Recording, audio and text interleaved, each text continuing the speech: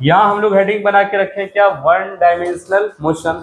अच्छा, जब तुम गति करते हो तो कभी कभी सीधा गति करते जाते हो एक ही रेखा पर, सीधी रेखा पर, सुन रहा है कि जब एक स्ट्रेट लाइन में चलते जा रहे हैं तो एक स्ट्रेट लाइन, चाहे स्ट्रेट लाइन क्या हो सकता है, वो एक्स एक्सिस हो सकता है या फिर सिर्फ वाई एक्सिस हो सकता है या सिर्फ जेड एक्सिस हो सकता है ना।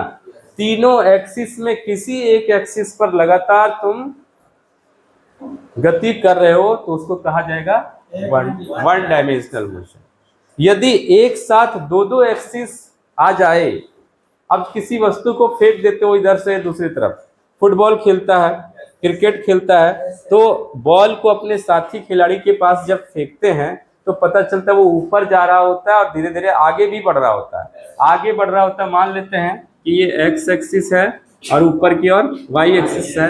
यहाँ से तुम वस्तु को फेंका, इधर से आकर के इधर गिरा नहीं, तो जब वो ऊपर जा रहा था देखो इतना ऊंचाई तक गया, यानी वाई एक्सिस में गया, और आगे बढ़ गया यहाँ पर गिरा तो वो एक्स एक्सिस में भी गया, नहीं गया है। तो यानी जो भी बॉल है वो वाई एक्सिस के साथ साथ एक्स एक्सिस में भी गति कर रहा है, यानी दो एक्सिस एक साथ आ रहा है, तो ऐसे गति को हम लोग बोलेंगे टू डायमेंशनल।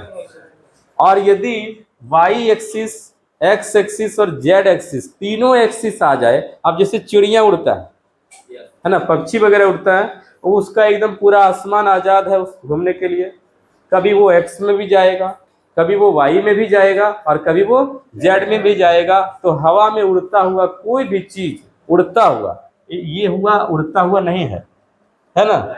यहाँ सिर्फ टू डायमेंशनल को फॉलो कर रहा है, लेकिन जेड एक्स वाई किधरों जा सकता है, उसको कहते हैं थ्री डायमेंशनल मोशन।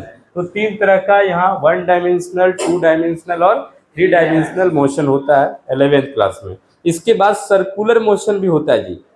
सर्कुलर, तुम लोग अपने मोटरसाइकिल को, साइकिल को एक गोल गोल घुमाते हो, जो उसको मौत का कुआं देखा है, वहाँ क्या है, मौत का कुआं में मोटरसाइकिल या कार को चक्कर लगा रहा होता है अंदर, है ना।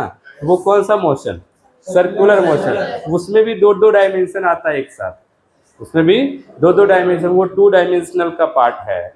उसके बाद तुम देखा होगा, ये देखो पंखा जो घूम रहा है, ये पंखा घूम रहा है, देखो ये अपने अक्ष के सहारे घूम रहा है, उसमें एक एक्सिस लगा हुआ है, वो जो जिसके सहारे घूम रहा है ना, उसको कहते हैं एक्सिस, अक्ष कहते हैं। और वो घूम रहा है तो घूर्णन गति कर रहा है, ये नहीं कर रहा है, तो ये घूर्णन गति है, इसका भी अपना एक चैप्टर है। तो टोटल मिलाकर के 11th क्लास के फिजिक्स में मोशन से रिलेटेड ही बात करते रहेंगे हम लोग। हालांकि 12th में भी आओगे तो वहां भी मोशन ही है, लेकिन वहां करंट चार्ज जो है उसका मोशन चलने लगता है। अभी यहाँ आदमी दौड़ रहा है, बस दौड़ रहा है, ट्रेन दौड़ रहा है,